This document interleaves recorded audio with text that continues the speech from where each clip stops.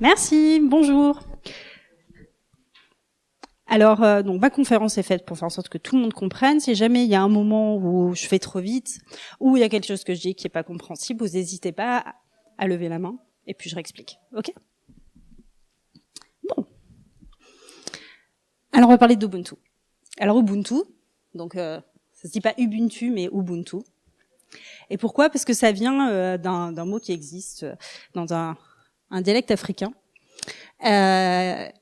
qui est une notion qu'on n'a pas en français, qui est une espèce de nous, et dire que donc la meilleure traduction c'est je suis ce que je suis grâce à ce que nous sommes tous. Donc c'est un espèce de truc englobant, on fait tous ensemble, et c'est comme ça qu'on y arrive mieux.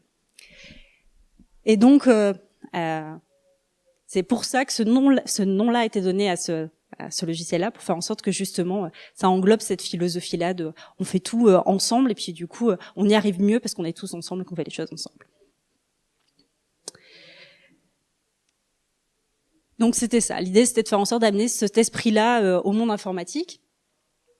Et puis c'est quoi en soi ? En soi c'est ce qu'on appelle un système d'exploitation composé de logiciels libres. Et c'est une distribution GNU Linux. Alors il y a plein de mots fantastiques là-dessus. Alors on va commencer d'abord, c'est quoi un système d'exploitation ? Alors un système d'exploitation, on peut dire que c'est un logiciel, mais c'est le logiciel le plus basique qu'il y a sur votre ordinateur ou sur votre téléphone, sur votre tablette. C'est ce qui fait qu'après vous pouvez installer des logiciels. Donc, si vous avez une tablette, ça va être Android par exemple. D'accord ? Si vous avez un ordinateur, ça peut être Windows, ou ça peut être OS X, ou ça peut être Ubuntu, d'accord ? Donc c'est un ensemble de trucs très très basiques qui permettent de faire en sorte que après on puisse utiliser l'ordinateur. C'est composé de logiciels libres, donc je vais expliquer ce que c'est que le logiciel libre, puis c'est une distribution GNU Linux, je vais expliquer ce que ça veut dire aussi. Donc d'abord logiciel libre. Le logiciel libre c'est le petit flyer que je vous ai prévu. C'est quoi ? C'est un logiciel qui va avoir 4 libertés. Et c'est ce grand monsieur-là, monsieur Stallman, qui a eu cette idée-là au départ et qui a posé les choses. Et comme ce monsieur-là est un informaticien, il commence à compter par 0. Mais c'est pas grave, même si on commence à compter, on fait 0, 1, 2, 3, ça revient au même, il y a quand même 4 libertés. Ok, très bien. Et qu'est-ce que ça veut dire ? Ça veut dire qu'un logiciel libre, c'est comme n'importe quel outil. Et comme n'importe quel outil, on devrait avoir un certain nombre de libertés vis-à-vis de son utilisation. D'abord, on peut l'utiliser pour faire ce qu'on veut. Ce qui veut dire que si, par exemple, j'ai un gâteau, et que j'ai décidé que le gâteau, en fait, je vais aller l'utiliser pour bloquer la porte, c'est clairement pas la meilleure utilisation que je pourrais faire d'un gâteau, mais si j'en ai envie, je peux le faire. D'accord ? Je peux utiliser le gâteau pour faire n'importe quoi, pour faire ce que je veux. J'ai le droit de l'étudier, donc j'ai le droit de regarder qu'est-ce qu'il y a dans la constitution de mon gâteau. Ou si à la place d'un gâteau, on parle d'un marteau ou d'un outil physique, j'ai le droit de démonter, de regarder comment est-ce que mon marteau fonctionne. D'accord. Donc je vais l'étudier. Pour l'étudier en informatique, c'est-à-dire avoir accès au code source et pouvoir regarder comment est-ce qu'il a été écrit, qu'est-ce qui a été utilisé pour l'écrire, etc. Ensuite, je vais avoir le droit de le redistribuer. L'idée, c'est de dire que on peut s'aider les uns les autres. Donc, si moi j'ai un logiciel qui marche bien et qui convient bien, du coup, je peux vous le passer pour faire en sorte que vous aussi vous puissiez, que ça marche bien. Okay. Donc, si on parle d'un gâteau et d'une recette, j'ai ma recette de gâteau aux pommes. J'ai pu regarder, l'étudier, d'accord ? Je peux l'utiliser, je peux faire mon gâteau ou je peux l'utiliser pour bloquer la porte. Je peux la redistribuer, je peux vous la donner. Et la dernière, c'est le fait que on peut la modifier. Donc, c'est-à-dire que j'ai une super recette de gâteau aux pommes. Si vous voulez, vous pouvez avoir une super recette de gâteau aux poires. Ok ? Et le truc fantastique, c'est que comme ça marche les 4 ensemble, votre super recette de gâteau aux poires, vous pourrez aussi la redistribuer. Et du coup, moi, je pourrais récupérer le gâteau aux poires. Je pourrais dire, cool, maintenant, je vais faire du gâteau aux pommes et du gâteau aux poires. Ok ? Donc, ça, le principe d'un logiciel libre, c'est un logiciel qui a ces 4 libertés-là. On peut l'utiliser pour ce qu'on veut, on peut l'étudier, on peut avoir regardé le source et savoir comment ça fonctionne, on peut le redistribuer, et puis on peut le modifier. Alors en pratique, bien sûr, tout le monde ne va pas forcément appliquer les 4 libertés, mais le principe c'est qu'on peut les avoir. On peut les exercer si on veut. Ok. Et tout ça est venu de quoi? Tout ça est venu de manière générale donc du Monsieur Stallman dont je parlais tout à l'heure. Et puis quand on parle d'un système d'exploitation, il fait jour. D'un système d'exploitation Linux, on parle de GNU Linux. Alors quand on le dit en général, on dit que le dernier. Mais en soi, il y a deux parties. Et il y a une des parties qui est GNU, donc ça c'est le super logo, qui est comment dire une grosse partie extérieure. Et c'est comme si on prend un fruit. Ce Monsieur Stallman, il avait fait tout, sauf le noyau au milieu. Sauf que le noyau au milieu, sans, ça pouvait pas marcher. Donc du coup, en plus de GNU, on a une deuxième partie qui a été faite par ce monsieur-là, qui s'appelle Linus Torvald, qui a créé le noyau Linux. Et donc maintenant, en fait, au lieu de dire GNU Linux, souvent on parle que de Linux, alors que finalement, ça veut dire que c'est comme si, pour parler d'une pêche, on parlait que du noyau. Mais c'est pas grave, si on a bu le langage, ok. Donc ce monsieur-là a fait le noyau Linux, et qui du coup permet de faire en sorte de d'avoir une distribution qui fonctionne. Ok. Alors quand je parle de distribution, c'est super, mais c'est quoi? C'est qu'en fait, quand on a une distribution GNU Linux, on n'a pas juste un système d'exploitation basique, on a un système d'exploitation plus quelques logiciels pour faire en sorte que ça puisse être fonctionnel. Ah ouais. Merci. C'est sympa. Par exemple, on peut considérer que le minimum à faire avec un système d'exploitation, c'est être capable de rédiger un petit texte ou envoyer un mail. Et donc dans ces cas-là, il faut au minimum quelque chose on puisse édicter en texte dedans. D'accord ? Ça peut être quelque chose de très très basique, en général de base, mais voilà. Si on considère que donc on faut pouvoir avoir un système pour envoyer des mails, on va avoir ça, etc.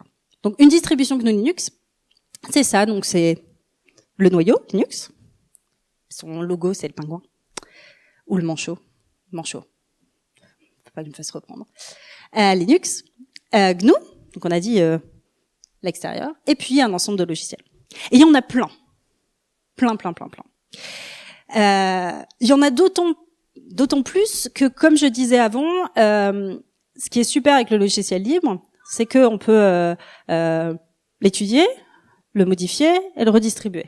D'accord ? Donc finalement, il y en a plein aussi parce que les gens qui n'étaient pas tout à fait d'accord avec un projet, ils ont pu repartir et en faire notre à côté. Mais il y a quand même des grands classiques. Un des grands classiques, c'est Debian, le premier que j'ai mis. Et pour nous, c'est important parce que finalement, Debian, c'est une distribution très très classique dans les GNU Linux, qui est excessivement stable, etc., mais qui est un petit peu pour les nerds. D'accord. Et donc l'idée d'Ubuntu, c'est de dire Debian est super, mais au quotidien, la ligne de commande c'est sympa, mais c'est pas pour tout le monde. Donc on va essayer de faire simple.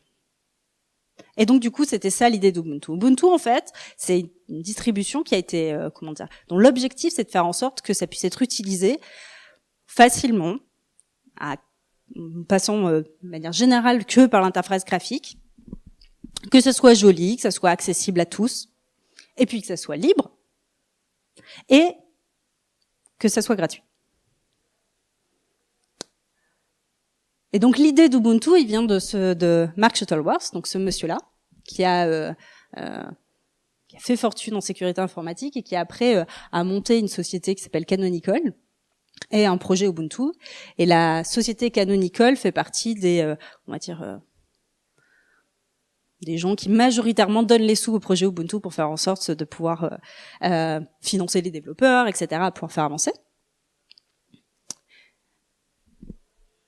Et donc, grâce à ça, on va avoir régulièrement des versions d'Ubuntu. Donc, c'est pour ça que vous pouvez voir le nom Canonical de temps en temps. Canonical ne possède pas Ubuntu, mais on va dire ils financent énormément et donc du coup ils sont derrière. Et puis ils vont donner des orientations plus facilement vu que ils sont dans ils sont autour. Ok. Bon alors, tout ça c'était bien du blabla, mais en pratique, pourquoi est-ce qu'on va utiliser Ubuntu? Alors les côtés positifs, c'est facile à utiliser. On a vu que ça a été, c'est designé en permanence pour que ça soit facile. Donc, pour moi, ça y arrive plutôt bien. C'est simple. Il y a une forme d'ergonomie sur la version que je vais vous montrer qui est très jolie, un peu dans les designs qu'on peut avoir sous Mac des fois. C'est stable. Vous ne devrez pas avoir les écrans bleus qu'on peut avoir chez d'autres. C'est relativement rapide. C'est plutôt sûr et fiable. De manière très générale, c'est assez compatible. Il y a une communauté francophone, nous. En soi, la plus grosse communauté d'Ubuntu est francophone, d'ailleurs, c'est assez rigolo. Et puis vous avez un site web ubuntu-fr sur lequel vous avez plein de réponses à plein de questions, et un forum sur lequel vous pouvez poser d'autres questions. Et puis vous nous avez tous là 2 fois par an, voire même un sous-ensemble de nous tous les mois. Donc il y a moyen de pouvoir poser des questions, avoir des réponses. Et puis donc c'est libre et c'est gratuit. Alors, par contre, c'est pas non plus le paradis sur Terre, même si j'aimerais bien. Il y a des problèmes des fois avec certains formats propriétaires. Alors c'est quoi un format propriétaire? C'est comme pour les logiciels, pour les formats, on peut avoir des formats ouverts, des formats propriétaire. Un format ouvert, c'est un format qui va être clairement donné à tout le monde. Tout le monde pourra fonctionner sur les mêmes règles et donc du coup se parler. Super exemple de format ouvert, c'est le mail. Nous sommes tous, il doit y avoir parmi nous plusieurs fournisseurs de mails différents, mais ils savent se parler sans aucun problème parce qu'ils parlent le même langage. D'accord, ils ont le même format, le même voilà. Un autre exemple de cas de format propriétaire, de format fermé, c'est Skype. Skype, pour parler à quelqu'un qui parle Skype, eh ben, il faut forcément que l'autre personne ait Skype. D'accord? Donc, c'est la différence entre le format propriétaire et le format ouvert. C'est dans un cas, finalement, comme tout le monde peut lire, et finalement, tout le monde peut s'adapter et l'utiliser. Le format propriétaire, c'est fermé. Et du coup, on peut avoir des problèmes des fois, parce que le problème avec les formats propriétaires, c'est qu'il va falloir extrapoler, essayer de comprendre qu'est-ce qu'il veut dire. Et donc, des fois, ça marche pas très bien. Alors, ça veut dire quoi? Ça veut dire que certains logiciels libres qui essayent de lire les formats propriétaires, des fois, on va avoir un peu des problèmes. Alors, l'exemple type, c'est les présentations préparées avec PowerPoint, ouvertes dans LibreOffice.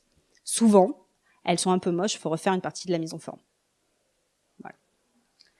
Voilà. Du coup, on va avoir certains jeux et de logiciels qui sont inutilisables. On n'installe pas du .exe sur Ubuntu.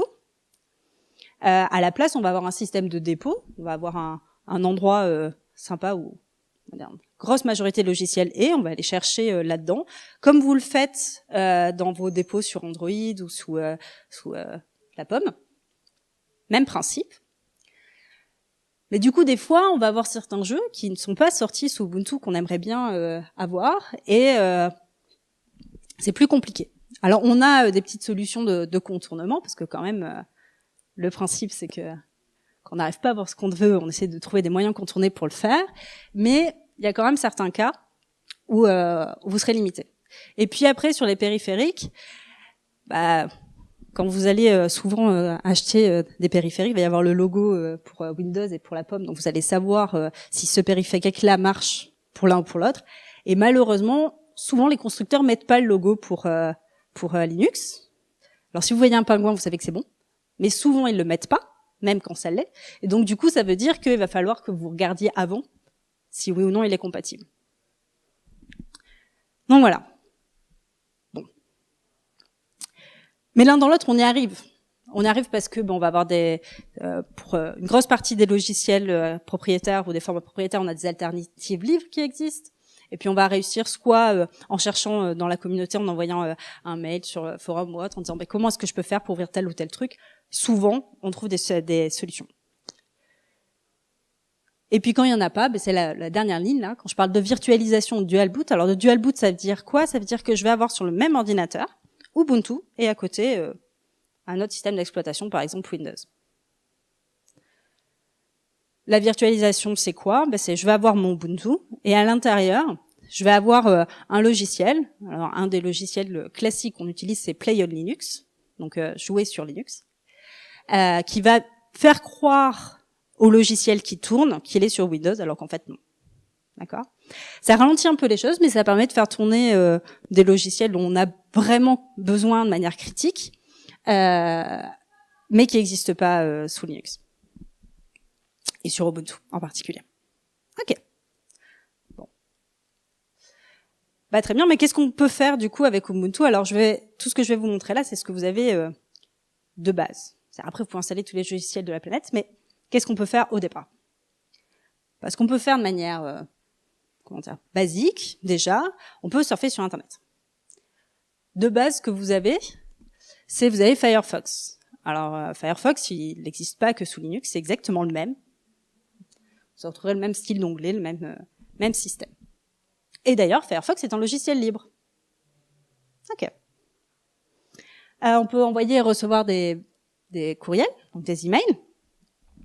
Donc là, c'est Thunderbird. Donc Thunderbird, c'est un équivalent à Outlook, qui existe aussi sous Windows. On va avoir des logiciels une suite bureautique. Donc c'est la suite LibreOffice. On va avoir Shotwell qui permet de pouvoir gérer ses photos. Alors ça, c'est les logiciels qu'on a par défaut. On peut aller chercher mieux après, si on veut. Pareil, on va avoir un système pour pouvoir lire des vidéos qui est très très basique au départ, mais ça permet de pouvoir faire le minimum. C'est pas celui que j'utilise au quotidien, mais bon, on a ça au moins un minimum. Moi, j'utilise VLC. Voilà. Ok. Et puis après, du coup, on peut installer tous les logiciels qu'on veut. Donc ça, c'est le nouveau système d'installation, qui est en fait, mais je vais revenir après, je crois, ce petit logo qui est là, avec un A, qui est en fait le gestionnaire d'application. Vous cliquez dessus et touc, vous avez une barre de recherche, vous tapez ce que vous voulez chercher, il va vous donner une liste de logiciels qui correspondent à vos mots-clés, et puis vous allez pouvoir installer en un clic. Ok. Je vais y rentrer un peu plus en détail sur comment est-ce qu'on fait ces derniers points, mais d'abord pour finir la grande partie générique du départ, tout ce que je vous montre là, c'est, on va dire, Ubuntu standard. Ubuntu standard, c'est celui-là. Mais comme on a dit en logiciel libre, le principe, c'est que on peut modifier pour faire en sorte d'avoir ce qu'on préfère. Et chez Ubuntu, c'est le cas aussi. On a ce qu'on appelle des flavors en anglais, ou d'autres versions, des versions alternatives, pour ceux qui préfèrent avoir une présentation un peu différente. Donc là, par exemple, on a une qui s'appelle Ubuntu Mate. Vous voyez, la barre est en haut avec les trucs, plutôt que d'avoir une barre à gauche. Là, on va voir KDE. On a la barre qui est en bas, qui est un peu dans le style vieux style Windows. Là, on a Ubuntu GNOME, qui est hyper design et encore plus, il y a rien et c'est joli, avec une petite barre sur le côté. Si on a 3 minutes, c'est celle que j'ai moi. Je suis une grande fan d'Ubuntu GNOME. Mais ça permet de faire en sorte que chacun ait la sienne. Mais par défaut, en général, on commence par celle-ci, donc qui est la standard. En fait, quand on parle de GNOME, le K qui est là, c'est pour KDE, et là, Mate, c'est l'interface graphique, en fait, la partie jolie. Et chez Ubuntu, en fait, c'est Unity. Mais on n'a pas besoin de le dire vu que c'est le standard. Et si vous faites une installation ici, par défaut, vous aurez Ubuntu. J'ai vu que sur les PC, dans l'allée, il y a une Ubuntu Mate. Donc du coup, ça peut vous permettre de pouvoir regarder si vous voulez. Donc voilà. Mais moi, tout ce dont je vais vous parler, c'est d'Ubuntu standard aujourd'hui, parce que c'est celle qu'on prend de base en général. Et si j'ai un conseil à vous donner, c'est en général vous essayez celle-là. Puis une fois, vous vous rendez compte qu'effectivement, ok, ça vous semble sympa, etc. Vous allez regarder les autres, et puis vous trouverez votre bonheur dans les autres versions. Ok, dans les variantes. Ok, donc ça c'est le principe de variante. Puis après, on rajoute des numéros. Donc là, on dit que oui. En dehors de côté graphique, est-ce qu'il y a un choix? C'est quelque chose de différent parce que un système plus léger, si on a un oui. Oui, oui, tout à fait. Il y a certaines versions qui sont, en fait, comme l'interface graphique est pas la même, il y a des interfaces graphiques qui vous font des trucs très jolis en 3D, etc., qui tombent bien, et donc du coup qui sont plus lourdes, et des interfaces graphiques qui sont plus basiques, et du coup qui sont plus légères. Ce qui fait qu'effectivement, il peut y avoir des petites différences, et ça peut être aussi une des raisons de choisir une version plutôt qu'une autre. Il y a ça, et il y a un autre truc, c'est que je vous ai un tout petit peu menti en disant que c'était que de l'interface graphique. Il y a aussi quelques logiciels de base très très limités qui peuvent changer. Quand je dis qu'ils peuvent, c'est vraiment pas systématique. Donc voilà, donc ça peut être une autre raison pour laquelle de choisir une variante plutôt que la principale. Oui.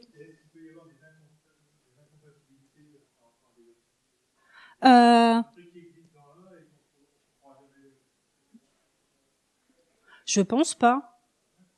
Je pense pas. Non, parce qu'en fait, les trucs, ils sont, les logiciels, ils sont pour Ubuntu, ils sont packagés pour Ubuntu. Puis après, finalement, là, c'est juste votre bureau et la présentation qui change, en fait. C'est le décor. Mais la pièce de théâtre est toujours la même. Oui. Ouais. C'est là où c'est un peu plus tricky. De façon facile, on réinstalle une nouvelle version. La version compliquée, on peut tricher et passer de Unity à GNOME. Mais ça serait du coup plus là et on a dit Ubuntu pour les êtres humains. Donc pour les êtres humains, on réinstalle. Voilà. Pour les nerds, il y a des moyens de pouvoir moyenner. Mais voilà. Moi, ce que je vous conseille, c'est vous regardez Ubuntu Unity, celle que je vais vous présenter aujourd'hui. Vous testez, vous regardez si le principe vous convient. Et puis après, vous regardez le reste. Donc ça, c'est la première truc, c'est donc vous entendrez parler de Ubuntu quelque chose, donc Ubuntu GNOME, Ubuntu Mate, Kubuntu, il y en a plein d'autres. Hein. L'Ubuntu et du Ubuntu, il y en a certaines qui sont spécifiques pour certains. Je vous ai dit, il y a certains ensemble de logiciels. Il y en a certaines, par exemple, qui sont faites pour pouvoir gérer votre télé, par exemple, votre Media Center. Donc, du coup, par défaut, ils vont avoir d'installer tous les logiciels qui vont bien pour faire en sorte de pouvoir faire Media Center. Il y a une autre distribution qui s'appelle Edubuntu, qui est faite pour les écoles. Donc, dedans, il va y avoir tous les trucs pour faire en sorte de pouvoir facilement. Donc, c'est les trois que j'ai mises là. C'était intentionnellement, c'est de l'interface graphique, mais il y a aussi derrière des variantes qui sont spécialisées qui vous permettent de pouvoir directement les installer. Et là, dans ces cas-là, c'est pas qu'une question de c'est joli et donc faut l'installer pour de vrai. Ok. Donc il y a plein de variantes qui existent. Donc maintenant, quand vous entendrez Ubuntu GNOME ou Kubuntu ou Lubuntu, vous saurez que c'est de l'Ubuntu un peu tweaké. Mais on parle aussi de version. C'est-à-dire là, cette fois, on fait la sortie de la 16.10, Ubuntu 16.10. Alors comme ça, vous serez super fort dehors et vous pourrez faire vous savez ça sur le bout des doigts. C'est quoi le principe? En fait, c'est super simple. Là, on a l'année de sortie, on est en 2016, donc c'est 16. Et le mois de la sortie, c'est la sortie d'octobre, donc c'est 10. En fait, il y a 2 sorties par an, octobre et avril, donc il peut y avoir 16.10, 16.4. Ok. Et alors, histoire que vous soyez super au point, le principe, c'est qu'il va y avoir donc des versions qui sont LTS, donc c'est-à-dire long terme, qui vont être maintenues pendant très longtemps. C'est-à-dire quand vous installez une version LTS, vous êtes tranquille, vous n'avez pas besoin de faire de mises à jour, de grosses mises à jour, enfin juste des petites mises à jour, mais c'est tout, pendant longtemps. Et c'est pas difficile, c'est les nombres pairs, 10, 12, 14, 16. Et celle d'avril, 0,4. D'accord. Donc 10,4, 12,4, 14,4, 16,4. Et la 18,4, c'est la prochaine. D'accord? Ça, c'est c'est les longs termes. Vous voyez comment est-ce que vous allez pouvoir sortir en étant super fort. Et alors le principe, c'est que la variante classique, donc la Unity, celle qui était en haut à gauche, celle que je vais vous présenter maintenant, si vous mettez une version LTS, pendant 5 ans, elle est maintenue. Donc pendant 5 ans, vous pouvez rester sur cette grosse version-là et faire juste les petites mises à jour. Si vous êtes sur une variante, donc Ubuntu GNOME et du Ubuntu, Kubuntu, etc., c'est 3 ans. Ça veut dire quoi? Ça veut dire que donc la dernière LTS qui est sortie, c'est la 16.4, qui est sortie du coup en avril l'année dernière. Donc le temps de l'avoir en traduction française, c'était à peu près cet été. Et dans ces cas-là, hop, va falloir faire passer à autre chose en 2021. sympa, quoi. On a un peu le temps. Entre-temps, il y aura eu la 18.4 qui sera sortie en LTS et une autre. Et sinon, on a des petites versions. Alors ça, c'est si vous préférez avoir tous les nouveaux logiciels qui marchent super bien, etc., qui sortent tous les 6 mois. Donc ça, c'est la 16.10, par exemple, la 17, celle de cette fois, 17.4, 17.10, donc ces trois-là. Et celles-là, elles sont maintenues pendant 6 mois pour le classique, puis pour les variantes, ça dépend. Chacun sa mayonnaise. Oui.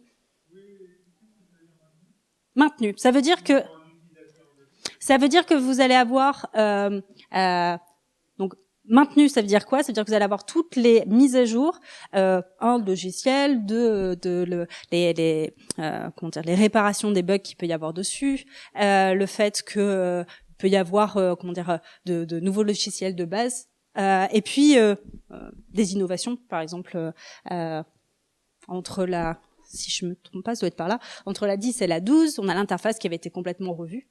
Donc là, on a eu une grosse mise à jour. Mais les mises à jour, c'est tout simplement pour chaque logiciel, ça va être les petites améliorations qui vont être téléchargées et installées. Et donc du coup, on a les logiciels en eux-mêmes qui sont mis à jour, et Ubuntu en lui-même qui va du coup recevoir ces mises à jour pendant 5 ans si vous êtes sur une version à long terme. Ok ? Oui. Oui, parce que j'ai pris le truc qui était sur le site Canonical, mais c'est vrai, c'est-à-dire qu'en fait, il y a un moment où il s'arrête de mettre à jour tous les nouveaux périphériques, les nouvelles cartes mères, etc. Donc ça veut dire que ça marchera avec le système sur lequel vous êtes installé, mais pour une nouvelle installation, peut-être que ça sera mieux de prendre une version plus récente. Ok. Et maintenant, vous êtes super, super fort. Ok. Bon. Et alors, en pratique, on fait quoi? On va éviter de faire ce qu'il y a en haut à gauche, et on va faire ça. Donc, si on pose les choses un peu plus lentement. On a donc ça, c'est la version Ubuntu standard. La version Ubuntu standard, on a 4 endroits importants. On a le bouton en haut, tout en haut de la ligne là-haut, qui est le dash, qui est le logo Ubuntu. On va avoir la barre. À gauche, on va voir tous nos logiciels qui vont se mettre là. En haut, on va voir que c'est là où on va avoir le menu quand on ouvre un logiciel. Et puis en haut à droite, on va le lanceur. Alors d'abord, en haut à gauche. Si on clique en haut à gauche, on va avoir ce truc-là. Et ce truc-là, c'est très important parce que c'est là où on va pouvoir, donc on va rechercher de manière assez intuitive, et on va avoir tous nos logiciels. Alors, tous nos logiciels, mais on peut aussi chercher nos fichiers. Donc on a plusieurs onglets. Là, je suis dans l'onglet de base, l'onglet maison. Donc il va chercher partout sur votre ordinateur des choses qui correspondent à ce nom-là. Donc moi, quand j'ai tapé photo, il m'a trouvé mes logiciels, mes applications qui permettent de pouvoir manipuler des photos. Donc, si j'avais été sur l'onglet d'à côté, que vous voyez pas trop qu'il y a un A, qui est le A de la Logitech, là où on a vu qu'on pouvait aller chercher des logiciels, du coup, il va me montrer aussi ceux que je peux télécharger pour pouvoir faire des photos. Là, c'est un logo fichier, donc du coup, il va pouvoir chercher dans mes fichiers. Et puis, on va avoir plein d'autres, sur la musique, les vidéos, etc., etc. Par défaut, je vais en revenir après, il cherche chez vous, et cherche un peu en ligne aussi. C'est à vous de voir si ça vous plaît ou pas. Je vous montrerai normalement après dans les paramètres où est-ce que vous pouvez choisir de faire en sorte de le désactiver. Moi personnellement, je considère que c'est mieux que ça cherche chez moi parce que personne n'a besoin de savoir que je suis en train de chercher les photos chez moi. Mais c'est à vous de voir. Et donc si vous le désactivez, vous voyez, moi j'ai que les réponses sur mon ordinateur. Si vous ne les activez pas, vous aurez aussi de la pub Amazon au passage. L'avantage, c'est que ça finance un peu Canonical et Ubuntu. Voilà. Chacun son choix. Donc ça, c'est ce qu'on appelle le dash. Donc c'est très important parce que c'est là où on va pouvoir trouver nos logiciels une fois qu'ils sont installés, par exemple. Ok, très bien. Après, on va avoir donc le bureau et le lanceur. Donc le bureau, c'est cette partie-là. Et en fait, là-dessus, on va pouvoir y poser des documents. Mais l'idée, c'est qu'on ne peut pas y poser des logiciels. Donc si on veut faire un raccourci, le raccourci sera là. Donc en fait, tout ça là, c'est que des raccourcis. En fait, qu'est-ce qui se passe? On va avoir donc la petite barre à gauche là, le petit machin blanc, dit que ce truc-là est allumé, enfin est ouvert. Donc c'est-à-dire que quelque part là, je l'ai caché, mais j'avais une fenêtre sur laquelle ce truc-là était lancé. Et je vais avoir une petite barre à droite que je vais vous montrer de suite avec la slide suivante. Là, par exemple, pour dire, donc là, on a en plus le LibreOffice présentation qui est ouvert. Et puis à droite, c'est sur celui-là que je suis. C'est sur cette application-là que je suis. Ok ? Puis si je fais un clic droit, je vais avoir 2 ou 3 possibilités. Une qui va être fixée dans le lanceur. C'est-à-dire, par exemple, ça me permet de pouvoir faire en sorte de pouvoir rajouter un raccourci. Si je l'utilise beaucoup, je préfère l'avoir là plutôt que d'aller chercher dans le dash pour dire lancer le truc. Ou le relâcher. Je l'avais dans mon lanceur, je le veux plus. Et puis des fois, je peux avoir une ou deux autres propositions. Par exemple, pour LibreOffice, on peut créer un document juste en faisant clic droit, toc, nouveau document. Ok. Donc ça, c'est le principe. Et donc là, on a une ligne, mais on peut en avoir beaucoup. C'est juste que dans ces cas-là, ils vont s'empiler en fait. Il faudra passer la souris pour faire en sorte de les voir. Ok ? Oui. Oui. Oui, mais en fait, ça se passe assez facilement. Alors le problème, c'est que je suis sur GNOME, donc je peux pas vous le montrer. Quand vous passez la souris, ça se fait assez automatiquement. C'est-à-dire quand vous passez la souris par là, ils se dépilent. Vous pourrez essayer dehors. C'est assez naturel en fait la façon dont ça se fait, et c'est assez rapide. Mais c'est ça. En fait, vous aurez l'impression comme si c'était des piles qui étaient pliées. Et donc du coup, vous approchez la souris de par là et touc, il dépile les touc, et voilà. Mais c'est ça exactement. Si vous en avez plein, elles vont se plier dans ce coin.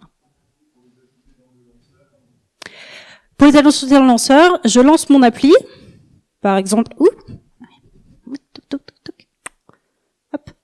Je lance mon appli. Donc, par exemple, j'aurais pu aller sur le dash et taper LibreOffice et puis clic. Et après, là, je fais un clic droit sur celle-là et il va me proposer mettre dans le lanceur, enfin fixer dans le lanceur. J'ai plus la formulation.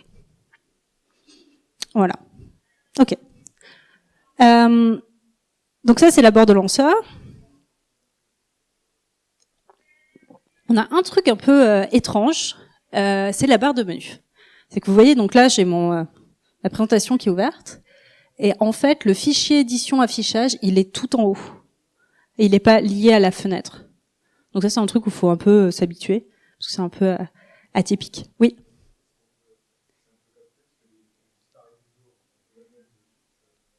Il y a un moyen de pouvoir tweaker les choses. C'est un peu tordu la façon de faire. C'est pas si simple que ça. Je sais pas si dans la dernière version ils ont simplifié, parce que je n'ai pas regardé. J'avoue. Par défaut, elle est là. Sinon, en fait, vous ouvrez la fenêtre, vous faites clic, et là, dans ce cas-là, vous voyez plus la différence. Mais c'est vrai que c'est bon. Il y a des choix des fois que bon. Et donc du coup, pour savoir laquelle est affichée en haut, il suffit de regarder où est-ce qu'est mon petit triangle à droite, et comme ça, je sais sur laquelle je suis, parce que si j'en ai 4 qui sont ouverts, des fois, bon, on clique sur la fenêtre, on sait que c'est la bonne, mais bon, voilà. Donc ça, c'est le truc un peu bizarre. Et pareil, donc du coup, ça se modifie, sinon dans les paramètres, je crois. Ok. Et donc ensuite, qu'est-ce qu'on a ? On a en haut à droite, on a dit, hop, alors sur ma dingue, on a cette partie-là, là, en haut à droite, toc toc toc. Et on a plein de petits, d'indicateurs différents. Par exemple, si on clique sur celui complètement à droite, on va pouvoir faire apparaître les différentes sessions, les paramètres système. On va pouvoir les voir tout à l'heure. Le suivant sur l'heure, on va avoir donc du coup au minimum ça.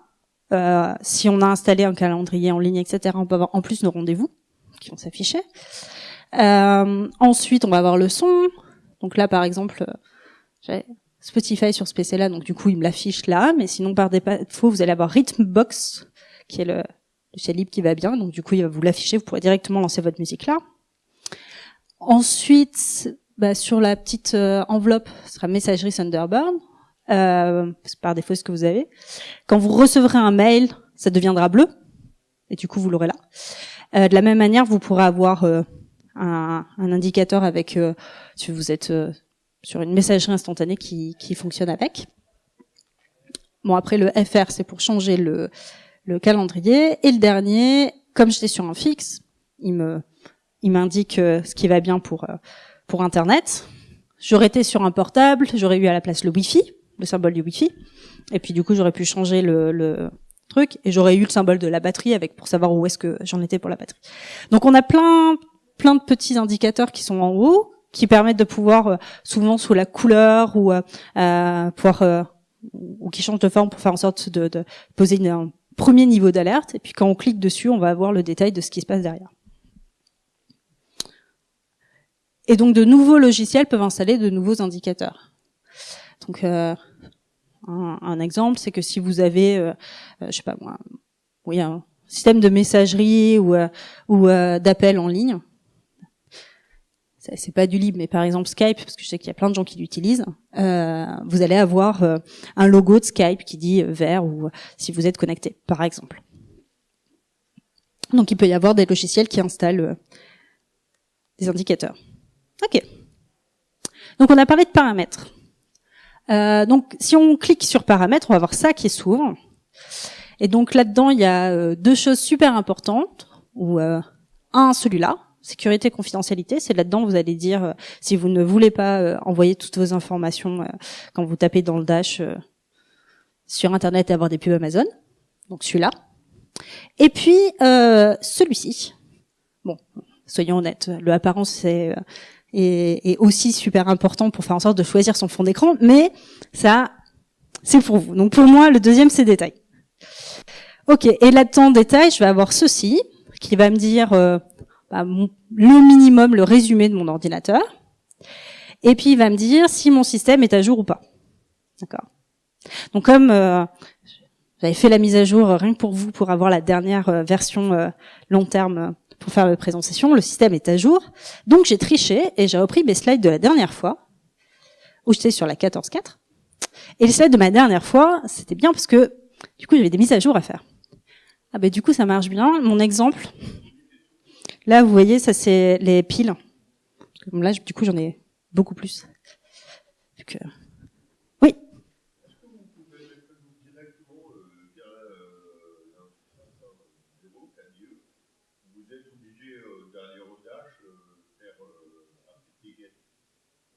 Alors sur KDE c'est sur Kubuntu et je pense que vous devez pouvoir peut-être le faire directement. Là je suis sur Unity.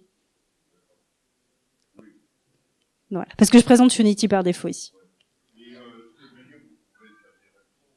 Vous pouvez alors comme là je vous montre tout pour pouvoir faire en sorte de pouvoir faire sans la ligne de commande. Bien sûr, il y a les versions nerd derrière pour réparer, mais en soi, vous n'en avez pas besoin. Par l'interface graphique, on arrive là, et il va automatiquement rechercher les mises à jour.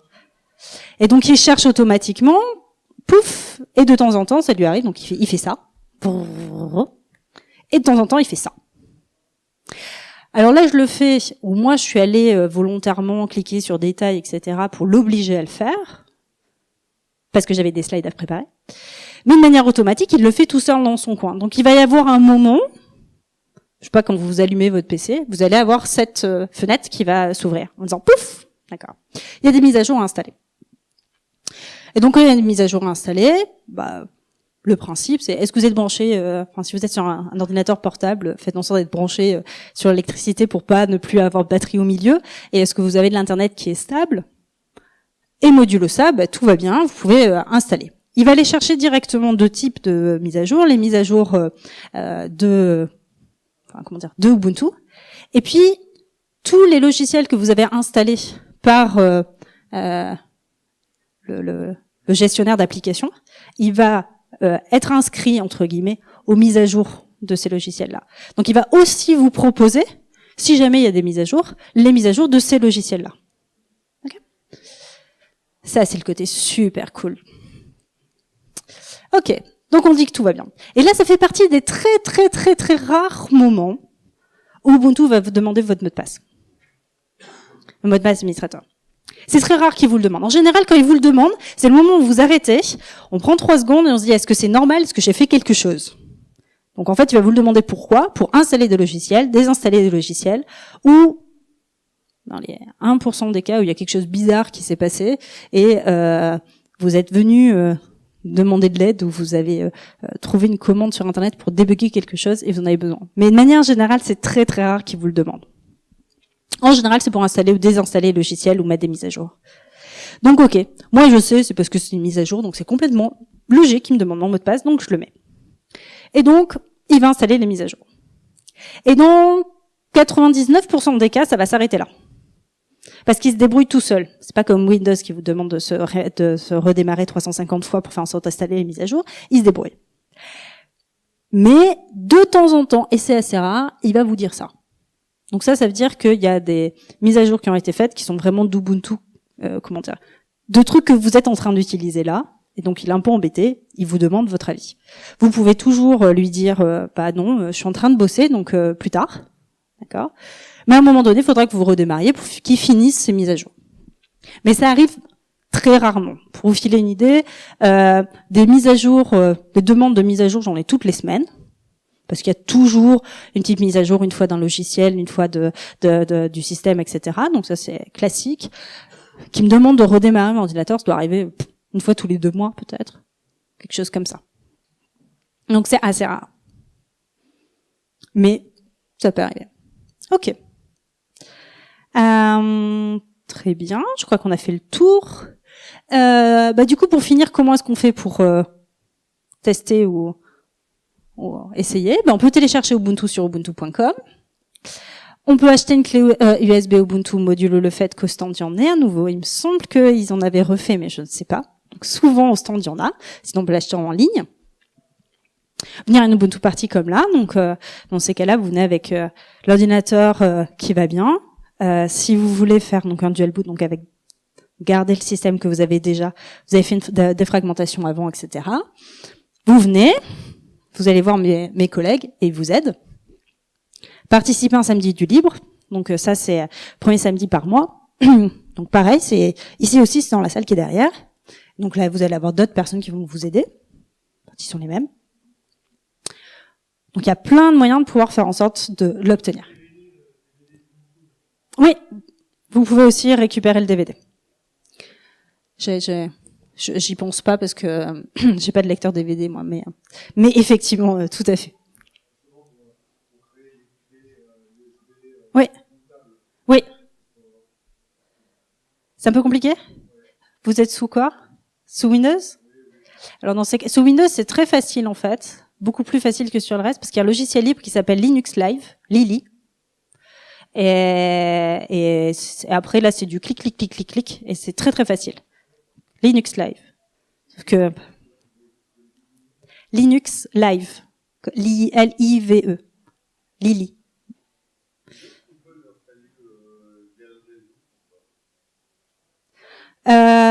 En partie, c'est-à-dire qu'en fait, il faut que vous ayez téléchargé un petit bout quand même, et après vous pouvez faire installer en ligne, mais faut quand même, enfin, vous pouvez pas télécharger et installer en même temps. Comment? Ah peut-être, je ne connais pas. D'accord, je connais pas. Moi, je donne un exemple de logiciel libre que je connais qui le fait, mais peut-être effectivement vous pouvez indiquer à votre collègue de derrière. Ok, très bien. Et alors, c'est bien parce que là, je vous parle d'install, mais des fois, on a, comment dire, c'est un grand pas à passer. Donc, on peut faire autre chose. Il y a une dépo, alors pas de la 16, donc pas la dernière stable, mais de la 14, qui est disponible si vous êtes sur tour.ubuntu-fr.org/fr. Donc là, c'est juste une interface web dans votre navigateur, juste pour voir quelle tête ça a. Ça peut permettre d'avoir une première interaction facile. Si vous avez typiquement une clé live, vous pouvez l'essayer sans l'installer. Mais si vous avez un CD aussi, en fait, il vous propose l'installateur, il vous propose soit essayer Ubuntu, soit installer Ubuntu. Donc, essayez-le. De manière générale, c'est plutôt une bonne pratique parce que ça pourra vous permettre de pouvoir détecter si tout fonctionne par défaut, ce qui arrive souvent, ou s'il y a certains trucs qui marchent pas trop. Si vous vous rendez compte, par exemple, que en l'essayant, Internet marche pas, bah, vous avez plutôt intérêt à venir ici avec des gens pour faire en sorte qu'on regarde, peut-être qu'il y a un driver à aller chercher, etc. Donc de toute manière, c'est une bonne pratique. Mais ça peut vous permettre de pouvoir l'essayer, de voir si ça vous plaît ou pas. Et puis si vous en essayez une autre variante, c'est aussi un bon moyen de pouvoir savoir si elle vous plaît ou pas.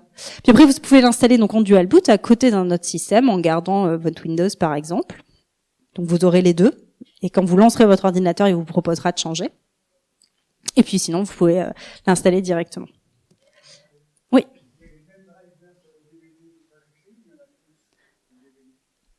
Pour moi, c'est les mêmes, mais c'est à mes collègues qu'il faut vous poser la question. Pour moi, il y a la même version qui est des deux, mais il faut aller demander aux collègues. Et comme je le vois pas dans la régie, je saurais pas.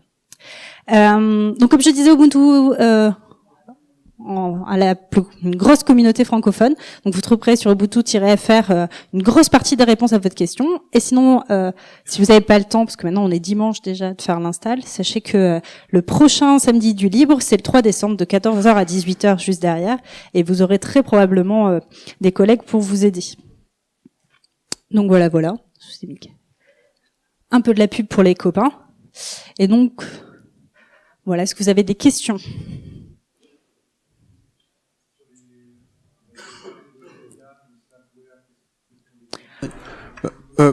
Je n'ai plus le temps en fait pour les questions, c'est ça ? Non, c'est pour les questions. Vous attendez bien d'avoir le micro parce que comme c'est enregistré, c'est pour ceux sur le stream, ils les auront comme ça. Merci. Il y a un micro ici. Donc le monsieur qui est là, s'il te plaît.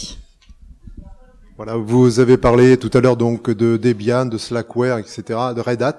Alors quelles sont les différences fondamentales dans tous ces systèmes ? Est-ce que c'est un problème de logiciel, de quoi, je sais pas. Ubuntu est conçu pour être facile d'utilisation pour des gens qui sont pas spécialistes de l'informatique. Donc, Ubuntu, le principe, c'est que vous aurez la plupart du temps jamais à utiliser une interface graphique, enfin autre chose qu'une interface graphique. C'est vraiment très rare que vous ayez besoin de la ligne de commande, etc. Si vous parlez des autres distributions, souvent, elles sont conçues pour des gens qui ont des profils différents. Et donc, typiquement, qui sont des informaticiens, etc. Donc, du coup, ça va vous demander en effort de base, on va dire, en premier pas, c'est un peu dur. Voilà.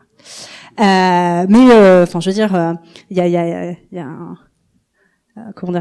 une expression un peu rigolote qui dit que Ubuntu c'est pour les gens qui savent pas installer Debian. Donc en fait, en général, on installe Ubuntu. Vous remarquerez que moi, je suis toujours sur Ubuntu. Voilà, c'est facile, c'est joli, etc. Mais comme derrière c'est Debian, il y a des gens qui considèrent que finalement ils veulent la version de base et se faire l'emballage eux-mêmes. Donc voilà. Mais il y a plein de distributions. Il y a vraiment des distributions pour tous les goûts et toutes les couleurs. Ubuntu a quand même l'énorme avantage de pouvoir être facile d'utilisation pour tout le monde. Et puis comme vous avez vu, il y a plein de variantes qui existent, ce qui permet de pouvoir se rapprocher un peu, faire de la diversité. Donc la question est, est-ce que Ubuntu demande moins de puissance que Windows ? C'est différent. L'énorme différence, c'est que c'est pas forcément une question de puissance, parce que ça dépend ce que vous allez installer comme logiciel, ce que vous allez faire avec la puissance. Un des avantages qu'il va y avoir sur Ubuntu, c'est que Windows a tendance à gonfler avec le temps, donc il prend de plus en plus de place, alors que Ubuntu il reste à peu près stable. Donc c'est-à-dire que la partie, vous allez continuer à avoir plein d'espace pour pouvoir mettre ce qui est important pour vous, je sais pas, des photos, vidéos, etc. Il y avait une question au fond. Oui. Il me faut, voilà. Ah, mince. Oui, il avait posé la question avant vous, en fait. Oui, mais moi j'ai le micro. Ben voilà, c'est comme ça. Ouais, c'est injuste. Et j'ai pas des yeux derrière la tête, c'est comme ça aussi. Donc j'avais deux questions, si vous voulez bien. La première, c'est quel délai il faut attendre à peu près pour avoir les versions dérivées avec GNOME, KDE et compagnie? Alors les variantes, les grosses variantes et variantes officielles, ils sont sur le système de LTS. Et la plupart du temps, ils sortent toutes les LTS. Ubuntu GNOME, par exemple, ils ont, sortent avec un décalage qui doit être. Moi, j'ai la CS4 sur Ubuntu GNOME, donc ça veut dire qu'elle est sortie à peu près en même temps. Il me semble que de toute manière, dans le papier de sortie, les deux sont sortis en même temps. D'accord. Donc c'est dans le mois, c'est dans le mois qui. Les délais sont pas, je veux dire, c'est à l'intérieur d'un mouchoir de poche. En fait, vous avez plus de délais pour la francisation que la délai des différentes variantes. D'accord. Et ma deuxième question, c'est sur le site de l'Ubuntu Party, on voit que Ubuntu est pour les tablettes, pour les smartphones et tout ça. Ouais. Qu'en est-il? C'est-à-dire que là, je peux mettre sur mon smartphone Ubuntu? Alors ça dépend de votre smartphone, mais il y a certains smartphones sur lesquels. Non, mais ça dépend de la marque de votre smartphone, donc ça dépend vraiment de votre smartphone. ce que vous avez comme smartphone. Et en fonction de ça, effectivement, il y a Ubuntu Phone qui existe, que vous pouvez du coup installer. Je regardais, je sais pas s'il y a la démo. Souvent, il y a la démo. Je sais pas s'il y a Ruby qui fait la démo. Oui. Donc il y a un des collègues bénévoles qui doit être là-bas au fond et qui fait du coup une démo pour vous montrer à quoi ça ressemble. Ça ressemble beaucoup à ce que je vous ai montré, mais effectivement sur téléphone ou sur tablette. Mais c'est vraiment sur certains téléphones, sur certaines tablettes. Il y en a quelques-uns vraiment très peu où c'est vendu avec. Et en ce moment, ils sont en rupture de stock. Voilà. Merci. Oui, 2 questions. Pour une simple utilisation bureautique, est-ce qu'il y a une compatibilité avec tout ce qui est logiciel pack office? Est-ce qu'on peut encore les utiliser dessus ou c'est totalement impossible? Alors, ma première réponse, mais ça c'est parce que ma première alliance, je suis avant d'être Ubuntu FR, je suis FSFE, donc bon côté libriste. Je vous dirais, il y a LibreOffice et LibreOffice répondra la plupart du temps à votre besoin. Ça c'est le premier truc. Si vraiment vous êtes dans un cas où vous n'avez pas le choix, par exemple, vous en avez besoin pour, vous devez envoyer des présentations, vous êtes dit qu'ils devaient être en PowerPoint parce que vous êtes dans un boulot où tout le monde utilise PowerPoint, par exemple, et où là effectivement il peut y avoir des problèmes d'incompatibilité. J'ai dit plutôt que on peut tricher et utiliser quelque chose qui s'appelle Play on Linux pour faire croire à l'ordinateur, enfin faire croire au logiciel qu'il était sous Windows. Et Microsoft Office si vous avez une licence officielle Microsoft Office, vous pouvez l'installer avec Play on Linux. Et donc du coup, si vous en avez vraiment besoin. Mais moi, ce que je vous conseille, parce que c'est dans 99% des cas, vous en avez pas en fait vraiment besoin, essayez LibreOffice. Vous pouvez déjà l'installer sous Windows parce que il y a aussi une version Windows qui existe, et vous allez vous rendre compte que la plupart du temps, en fait, vous en avez pas besoin. Mais par exemple, si on travaille sur les documents en LibreOffice, n'importe qui peut les lire. N'ayant jamais utilisé, je sais absolument pas comment ça marche. En fait, votre document LibreOffice, vous avez vous avez un certain nombre de formats, d'ailleurs qui sont presque les mêmes que ceux que vous trouverez sur votre suite Microsoft, sauf que c'est que des formats ouverts, et comme je disais, le format ouvert, n'importe qui peut appliquer le standard. Donc votre document LibreOffice s'ouvrira sans problème, normalement, sous Microsoft Office. Mais de manière générale, la bonne pratique, parce que vous, même sous Microsoft Office, vous savez pas si la personne a la même version que vous. La bonne pratique, si vous voulez être sûr que le truc soit toujours joli, c'est vous envoyer des PDF. Mais bon, ça c'est voilà. Après, sinon, LibreOffice, n'importe qui pourra l'ouvrir, y compris sous Microsoft Office, parce que c'est un format ouvert. D'accord.